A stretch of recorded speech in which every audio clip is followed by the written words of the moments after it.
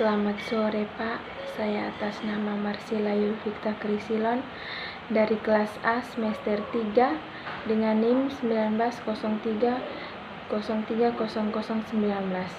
Di sini saya akan menjelaskan makalah teori sosiologi modern.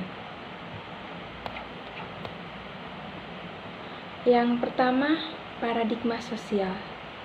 Dalam paradigma sosial, terdapat sesuatu di luar diri kita yang mampu memaksa diri kita untuk melakukan sesuatu agar dapat berperilaku sesuai dengan yang ada di luar diri kita itu. Jadi, perilaku seseorang dapat dikontrol. Dalam hal ini, struktur biasa memaksa paradigma ini mencakup sejumlah perspektif teoritis seperti teori fungsional, konflik, sistem, dan teori sosiologi makro. Yang pertama, teori fungsionalisme. Teori fungsionalisme struktural adalah suatu bangunan teori yang paling besar pengaruhnya dalam ilmu sosial di abad sekarang. Menurut teori struktural fungsional, masyarakat sebagai suatu sistem memiliki struktur yang terdiri dari banyak lembaga, di mana masing-masing lembaga memiliki fungsi sendiri. Struktur dan fungsi dengan kompleksitas yang berbeda-beda ada pada setiap masyarakat baik modern maupun primitif. Yang kedua, teori konflik.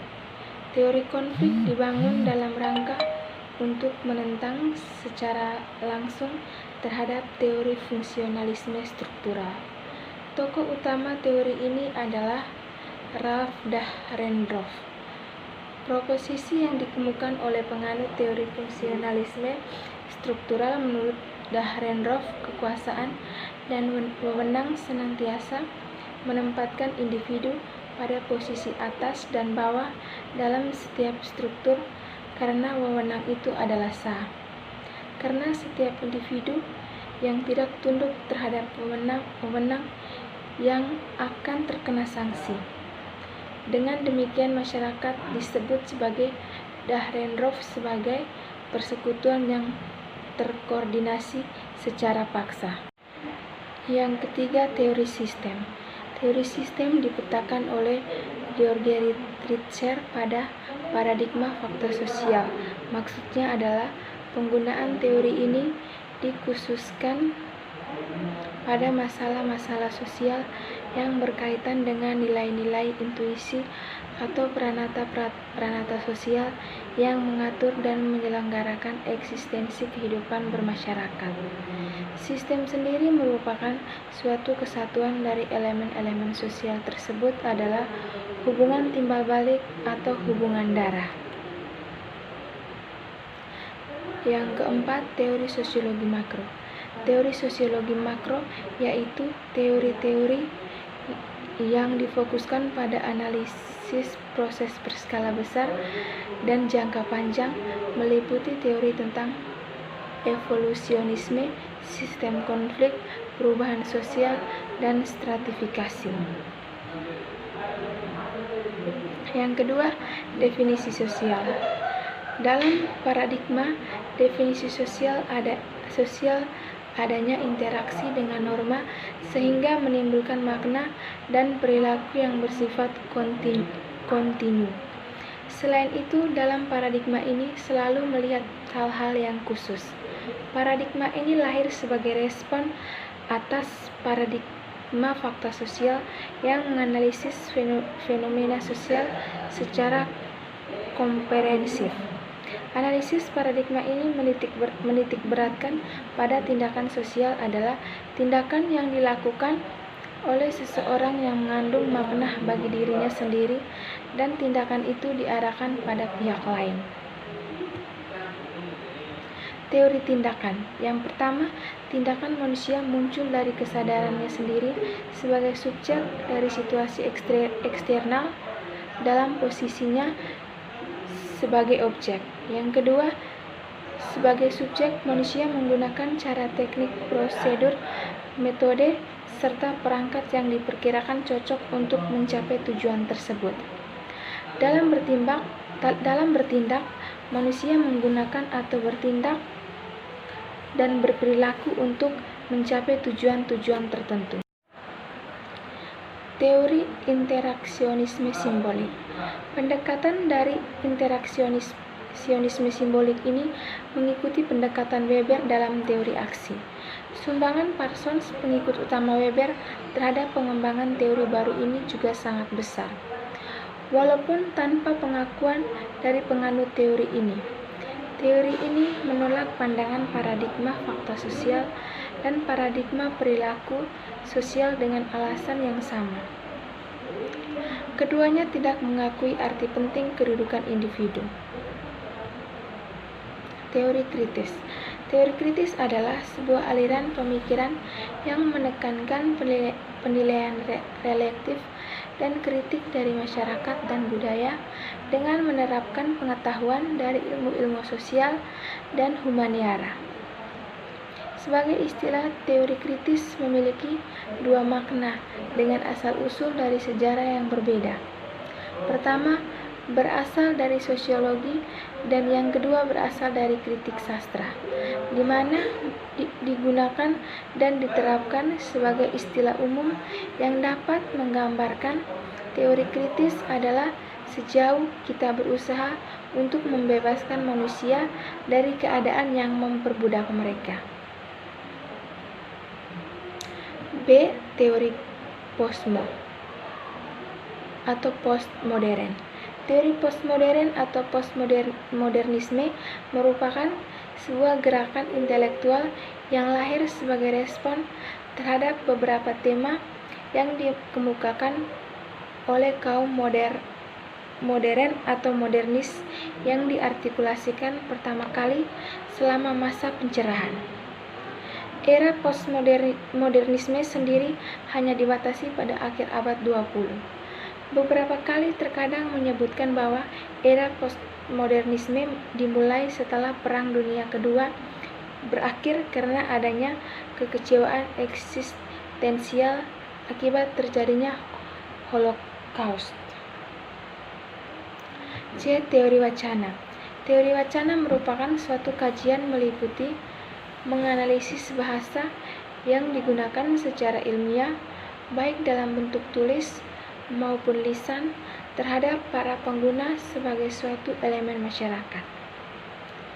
Kajian terhadap suatu wacana dapat dilakukan secara struktural dengan menghubungkan antara teks dan konteks serta melihat suatu tujuan tertentu guna memberikan makna kepada partisipan yang terlibat. D. Teori poststrukturalis. Bahkan dalam topik ini berkaitan dengan kemunculan pemikiran setelah adanya teori sosial modern dengan diawali strukturalisme, poststrukturalisme, dan akhirnya dikenal sebagai teori postmodern. Bila strukturalis melihat keteraturan dan stabilitas dalam sistem bahasa, maka Jacques Derrida, tokoh utama pendekatan poststrukturalisme, melihat bahwa lembaga sosial tak lain hanya sebagai tulisan, karena itu tak mampu memaksa orang. Poststrukturalisme mengandung pengertian kritik maupun penyerapan, menyerap berbagai aspek linguistik struktural sambil menjadikannya sebagai kritik yang dianggap mampu melampaui strukturalisme.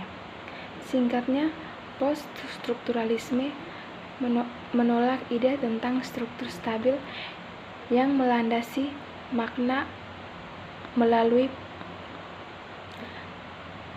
makna adalah sesuatu yang tidak stabil, yang selalu tergelincir dalam prosesnya, tidak hanya dibatasi pada kata atau kalimat tertentu yang bersifat tunggal, namun hasil hubungan antara teks.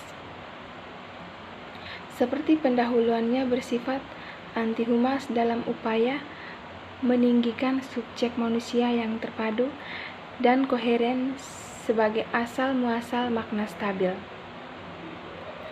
Michael Foucault adalah ahli sosiologi tubuh dan sekaligus ahli teori poststrukturalisme.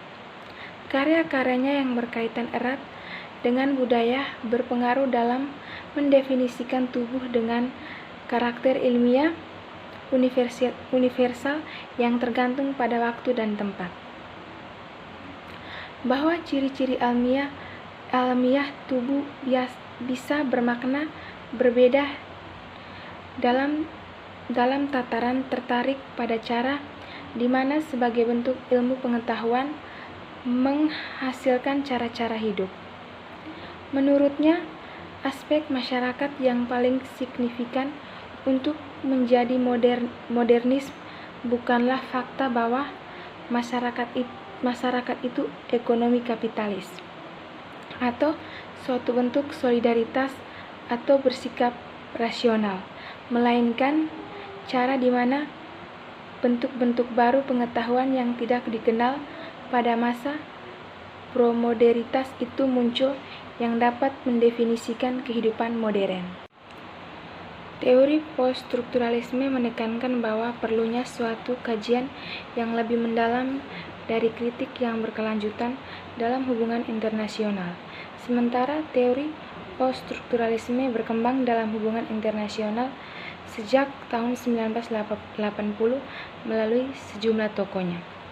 Poststrukturalisme merupakan teori yang lahir pada situasi ketidakadilan serta ketidakmerataan pemikiran dalam hubungan internasional.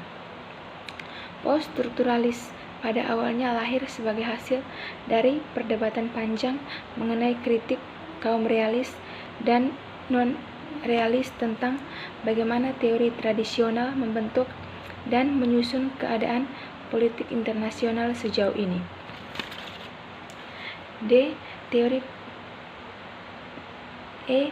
Teori postkolonial. Teori postkolonial terkait dengan konsep utamanya yaitu persoalan relasi yang berbentuk dominasi subordinasi. Relasi ini terjadi mulai dari level makro sampai mikro, mulai dari antar negara sampai dengan antar level masyarakat, dan bahkan sampai dengan antar jenis kelamin. Teori postkolonial merupakan teori kritis sebagai salah satu bentuk dari kelompok teori-teori postmodern.